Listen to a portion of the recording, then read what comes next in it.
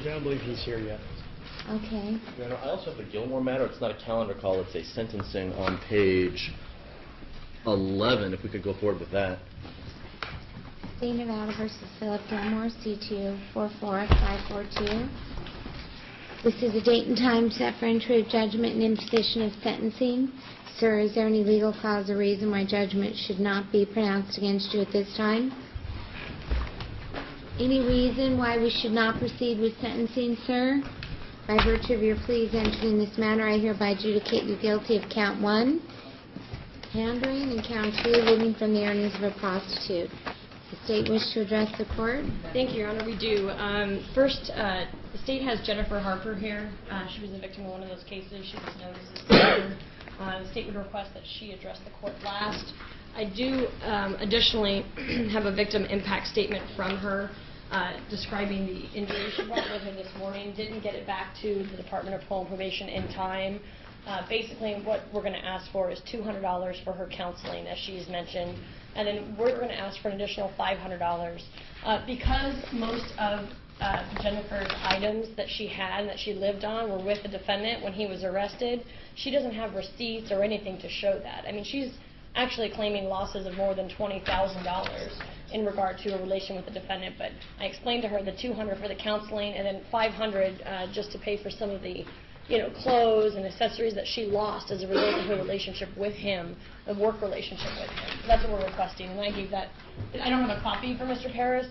She's going to turn that into the Department of Parole and Probation after sentencing, and we would like to be heard.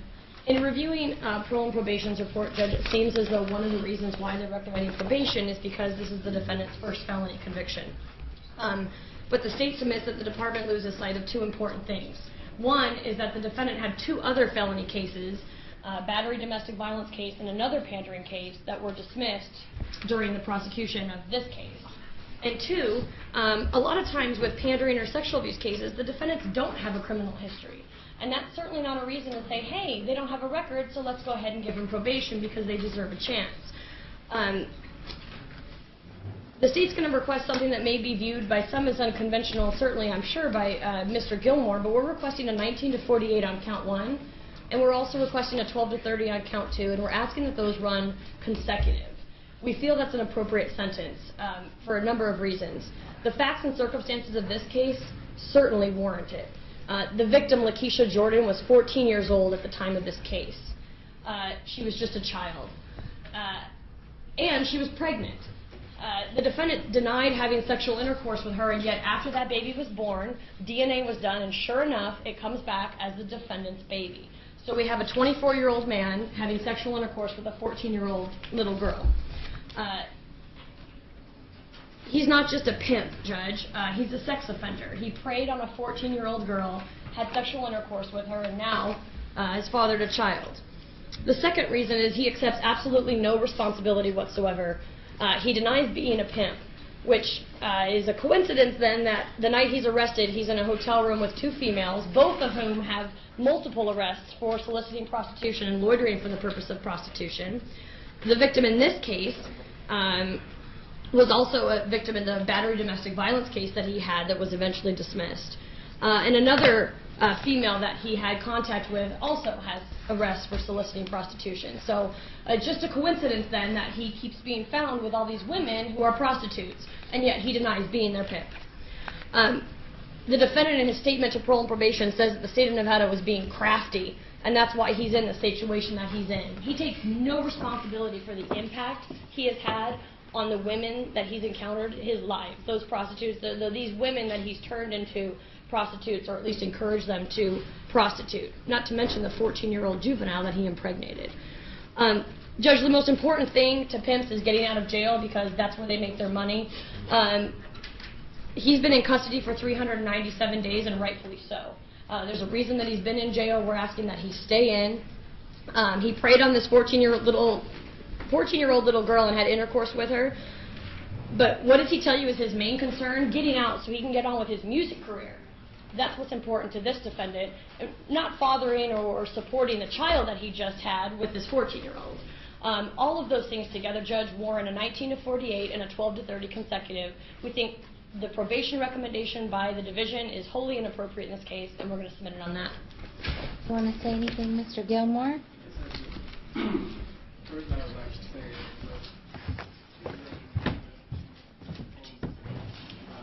for what she failed to mention was Ms. Lakeisha Jordan lied about her age with false identification, which she admits in the interview that she said she was 19. Not only did she lie about her age with false identification, and she admitted that, there's cooperative statements along with Mrs. Harper and Mrs. Morton also saying that she said that she was 19. So I judged her on her consciousness to even allow her to even come in the same environment. It must have been something I said or must have something that I've done to make her assume that she couldn't be around me and say that she was 14. So that's why she had to lie about her age. What she also failed to bring up was the case with the domestic violence and the other pandering, and these so-called alleged victims in this case are of age, 19, 23, 22. I don't mess with kids. I'm not a sex offender. I don't mess with children. That's number one. As far as the pandering goes, the definition according to the state was to entice a woman to become a prostitute or get into a continuity of it. I didn't either. She sat up there and she said when they asked her, first of all, they had an interview with no parent, no guardian, no lawyer there, so they were able to basically coach the girl all throughout 3 interviews with her, which everything is contrary one to another. And they asked her, they said, well, what did he say to entice you to get into prostitution? He really didn't say anything. And what she also failed to bring up was that Mrs. Jordan has been engaged in prostitution, or at least she professed that she had, since the age of 12 years old. So if she's been prostituting since the age of 12 years old, then she's already an actress. That's what she does. She's a manipulator. She lied to me. And as far as the living of the earnings of prostitution, she professes that she gave the money to Mrs. Harper. Mrs. Harper says that she gave the money to Mrs. Morton. Mrs. Morton says that I wasn't a pimp, and she never gave me any money. So the money never even made it to my hand. You understand? The reason why I pled guilty to this is because since I've been incarcerated, I've been able to see other inmates go to trial and get broke off, lose, and stay in prison for the rest of they all talking this appeal talk, and from me looking in, I don't think it's going to transpire. I don't see it happen. So I just thought this would be the best money to take the deal. They came with this new information as far as this girl being impregnated by me. I profess that I did not have sex with her. They come at the last minute. The dates. Hey, you had sex with her because the baby's yours. No. That's the only way you get a baby with your DNA is you have sexual intercourse. Lesson number 1. You don't get pregnant by looking at somebody. So you need to stop that nonsense right now. You can't get pregnant? I mean, do I have to explain that to you? How you get pregnant? I understand Okay. I understand since I already have a child, but at the same time, even with that, Mrs. Leverett, all I would say is all that would have been prevented if she would have said her real age. Okay, that's fine, but don't say that that's not your baby. There's a DNA test. Well, there was a DNA test that convicted another man in Chicago that was in prison for 19 years, and it took 19 years to show that something was wrong with the DNA. So they came at the last minute in March. Did they do a buccal swab of your client? They did, Your Honor, and we did receive Okay. the results from the DNA test. Obviously, we had to wait until the infant was born, or the child was born, before we could conduct any of these tests. I believe the child was born So it wasn't like sometime in that. January. You know, probably what you're talking about is something that happened 20 years ago when DNA wasn't as sophisticated, you know, because I see those things on the news. This is not one of them. They got your DNA, they got the girl's DNA, they got the baby who's born. That's not my argument right now. What are the statistics that it's his baby? What are the statistics that it's not his baby? 1 in 400 billion? Something like that, Judge. Okay, that's more than there are people on the earth. So, it's your baby. Well, Ms. Levitt, if this is my child, I'm more than willing to take care of it. I Okay. took care of my child before I was I'll go incarcerated. I'll I go got a for it. 1-year-old daughter. Yeah, And I what appreciate I'm saying is, if she would not have lied about her age, Okay. she did not have a confidence of a 4, I would not sit up there and A allow what? the confidence of a 4. Oh, boy, you're just really helping yourself. If I was you, I'd stop and let Mr. Paris, because trust me, he does a lot better than you. The continence of a whore. The mother of his child. I think The Mr. continence of a whore. Gilmore is trying to... anger because she stood up there and called me a sex offender, and this girl lied about her age. She didn't bring that up, and everybody like the continence of the whore. I think Mr. Gilmore is trying to convey to the court that the He sees victim, I don't like it, but he continues to say it. the victim in this particular case, this was not her first rodeo. She had a very hard life well in advance of meeting Mr. Gilmore. We're not arguing that things did not get more difficult for her after she encountered Mr. Gilmore and they had whatever level of interaction that they did. However, again, this girl did admit in her various statements to the police that she had been working on this, essentially had been homeless and had been working as a prostitute since approximately the age of 12. So she did have a certain level of experience in these particular areas. The recommendation in this case did take into account all of the factors that the state had referenced in its argument. Mr. Gilmore did have 2 other cases, but both of those cases were dismissed. Preliminary hearings were scheduled, and witnesses either did not show, or actually I believe on 2 of the 2 cases that I'm thinking of, witnesses failed to show on both, for whatever reason, and those cases were dismissed. And the state has evidently made it has not made it a priority to grand jury either of those cases. So holding those cases against Mr. Gilmore would be inappropriate. Obviously, there is no basis for those cases, or else the state would have proceeded on them much more vigorously than they have, at least up until this point in time. So if we look at the PSI on page 3, it does show that other than this incident, he had no prior felony, gross misdemeanor, or misdemeanor convictions, no prior incarcerations, no prior probation or parole terms. And in fact, at the bottom of the page 3, it states that this is the only case for which he has actually been arrested. Other cases, again, have been dismissed by the state on its own volition. However, this is his first substantive interaction with the criminal court system. Again, parole and probation did take that into account. They took into account the victims in this case. They took into account all the evidence when they crafted their recommendation. I'll be honest, when I saw the recommendation, I was somewhat surprised, simply because parole and probation, based on my knowledge of their decision matrices, I didn't think they would recommend he receive probation on both counts, with both counts running concurrent with one another.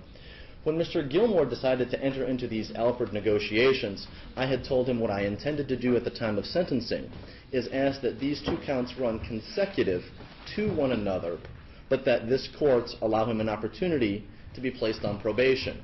We knew he would have in excess of 1 year of credit in the Clark County Detention Center at the time that he was sentenced on this matter.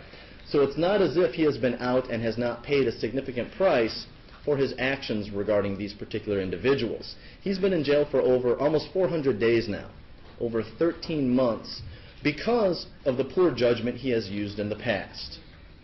He knows that. He's taken responsibility for that poor judgment.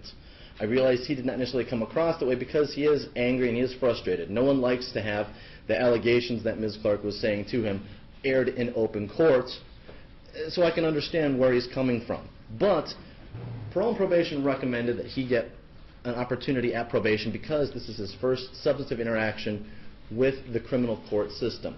What I'm going to ask that this court do is sentence Mr. Gilmore similar to how the state had recommended.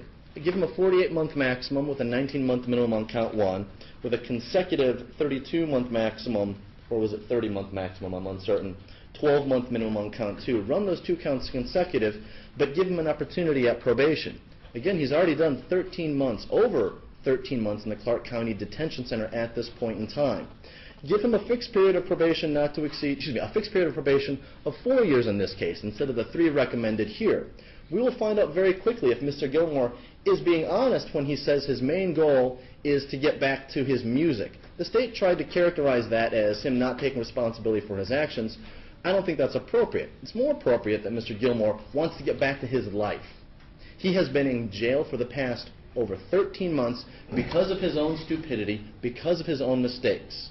Obviously, he needed to make amends for those mistakes, which he has, but his goal right now is to get back and try and rebuild the life that he was trying to create for himself prior to interacting with these various individuals and placing himself in this situation. So again, I would ask for a 48-month maximum, 19-month minimum, which is the maximum on count 1, and a 32-month maximum, 12-month minimum on count 2 running consecutive, but give Mr. Gilmore an opportunity at probation to see if he is actually going to do what he promises this court that he will. You can call your witness. Thank you. Jennifer Harper?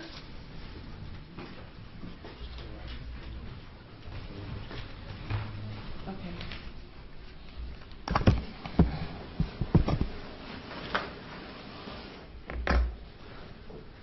Now, will you please remain standing and raise your right hand?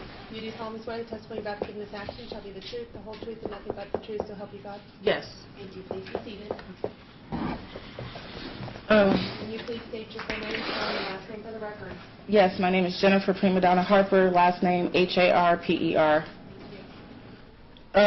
First, I want to say, Your Honor, I know that this is sentencing, so I feel that he already has accepted responsibility for what he has done because he did accept guilt and plead guilt. And sentencing, this is your time, Your Honor, to judge how much he should be punished for the crimes he did commit. But right now, Judge, all you see is attorneys who don't really know him personally. You see him speaking angrily because of the accusations against him. But I have known him for over 3 years. We started off as co-workers, so I know, I just want to give you a little insight to his character. I know that he was raised in the church. He's from Chicago, I'm from Detroit. I was one of the victims. I was one of his girls. Right. You were one of his girls. Mm-hmm. What does that mean? Well, like I said, it never went to trial, so I never really got to testify how I felt everything went down. But Philip and I have had a personal relationship before any working relationship came about. And I can't testify honestly here and under oath and say that he forced me into doing the actions that I did. I was a very grown woman, 23 years old when I started doing it. And I've lived in Vegas since I was 19, and I made that decision 5 years after I've lived out here to do it on my own. But I was with him at the time actually on a boyfriend-girlfriend status, and so that might be the reason why he got excited about all the money that I was bringing and wanted to bring other females around. I do remember I was there when... He got your money? Yes. Okay. I do remember when Lakeisha Jordan came Why? around. Why did he get my money? Because I loved him and I wanted to take care of him. And that's pretty much why every girl who does it... And that's the other thing I wanted to say to you, Your Honor. I've spent time in jail, and I've been around other prostitutes, and most prostitutes are broken women who have come from negative backgrounds, who feel like they've already lost everything. They've lost their children to CPS.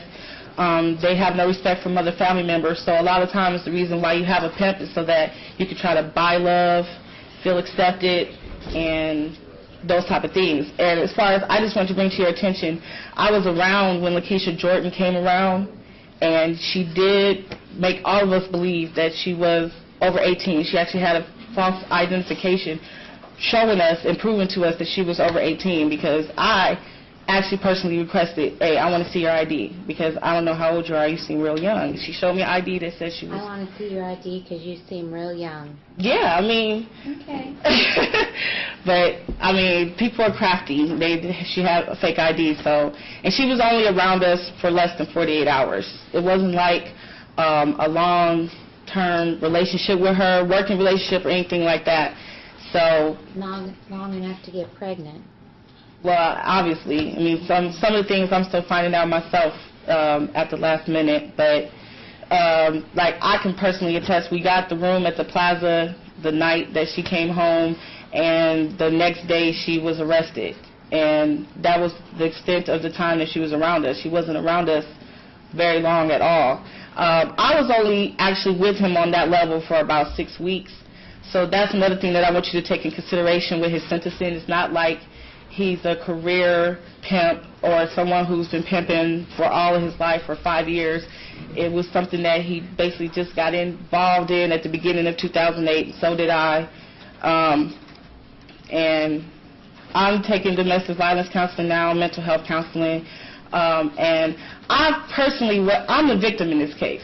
So, like I said, right now you heard from attorneys and everything who are just looking through papers, because I committed my first offense 4 years ago, and I was sentenced August 30th, 2005, and I did the same thing he did. I was mad because the victim came and she was speaking negatively, she was lying on me, things I didn't do, and I didn't show any remorse.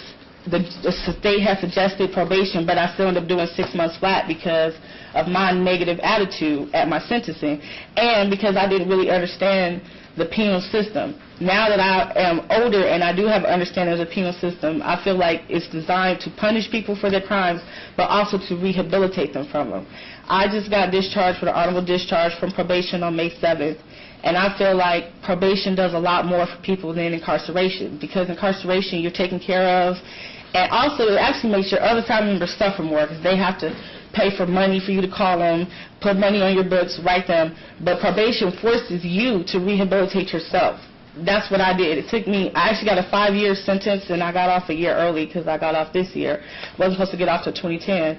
But I had to do 200 hours community service, mental health work, Gamblers Anonymous, parenting class. I also did about 3 months on house arrest after I picked up soliciting charge.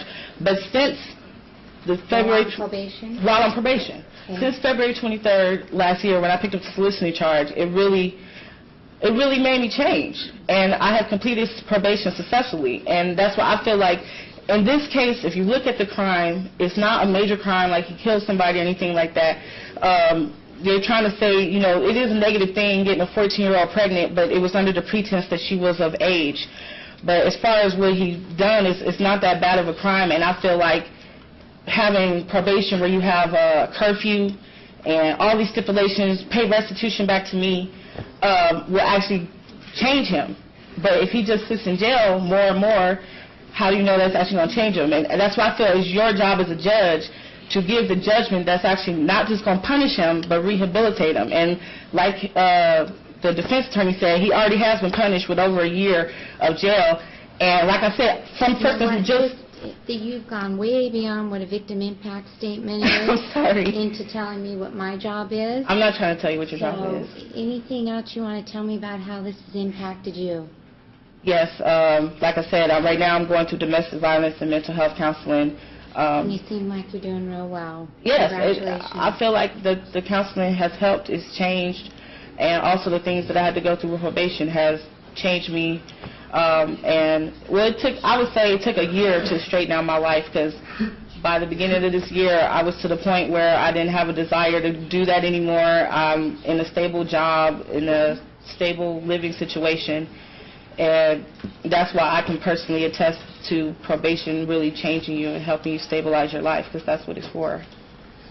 And that's what I want as a victim, because he does have another child that he hasn't seen that's a year old. I just found out today about this one, but that's what has been my goal and my focus is my daughter. And you can't do nothing for your kids when you're in prison. Nothing. Thank you very much for your statement. Thank you. Step down. Got it? Okay, and how much restitution were you requesting total? $700, Judge. In accordance with the law of the state of Nevada, this court does now sentence you as follows: initially $25 administrative assessment, $150 DNA fee. I'm going to order that you submit to genetic marker testing. At this time, as to count 1, the court's going to sentence you to 18 to 48 months. Nevada Department of Corrections is to count 2, 12 to 32 months to run consecutive to count 1. He has 397 days credit for time served. We're going to impose $700 in restitution. Thank you, Your Honor. Your Honor, I have one more matter on page 17.